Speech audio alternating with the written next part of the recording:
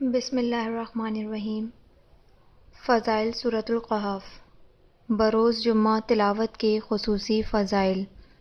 حافظ ابو بکر نے اپنی تفسیر میں ابن عمر رضی اللہ عنہما سے روایت کی ہے کہ رسول اللہ صلی اللہ علیہ وآلہ وسلم نے ارشاد فرمایا، جس شخص نے جمعے کے دن سورۃ القحف پڑھی، قیامت کے دن سر سے لے کر پیر تک اور زمین سے آسمان تک اس کے لیے نور ہی نور ہوگا، اور دونوں جمعوں کے درمیان کے گناہ معاف کر دیے جائیں گے۔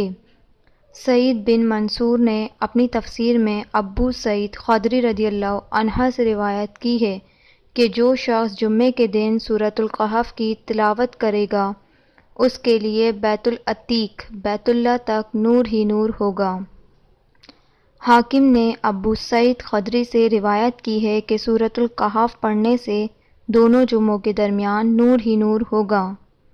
حضرت علی بن حسین نے حضرت امام حسین رضی اللہ عنہ سے مرفوعاً روایت کی ہے کہ جس شخص نے جمعے کے روز سورۃ القحف پڑھی، وہ پورے ہفتے تک ہر فتنے سے محفوظ رہے گا، اور اگر دجال بھی نکلے تو اس سے بھی محفوظ رہے گا۔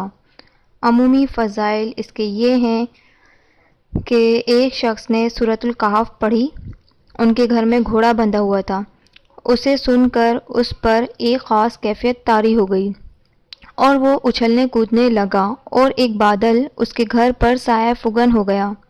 حضور صلی اللہ علیہ وآلہ وسلم سے اس کا تذکرہ کیا گیا تو آپ نے فرمایا، اے فلاں، سورۃ القحف پڑھو، یہ سکینہ ہے جو تلاوت قرآن کے وقت نازل ہوئی۔ یہ تلاوت کرنے والے اسید بن حضیر تھے۔ نبی کریم صلی اللہ علیہ وآلہ وسلم نے ارشاد فرمایا، جو شخص سورۃ القحف کی ابتدائی 10 آیتیں یاد کرے گا، وہ دجال کے فتنہ سے محفوظ رہے گا۔ رسول اللہ صلی اللہ علیہ وآلہ وسلم نے فرمایا، جس شخص نے سورۃ القحف کی آخری 10 آیتیں پڑھیں، وہ فتنہ دجال سے محفوظ رہے گا۔ رسول اللہ صلی اللہ علیہ وآلہ وسلم نے فرمایا، جس آدمی نے سورۃ القحف کا اول اور آخر پڑھا، وہ سر سے پاؤں تک منور ہوگا، اور جو شخص اس سورت کو مکمل پڑھے گا، اس کے لیے زمین اور آسمان کے درمیان نور ہی نور ہوگا۔ جزاک اللہ۔ میرے چینل کو سبسکرائب کریں، ویڈیو کو لائک کریں اینڈ شیئر کریں۔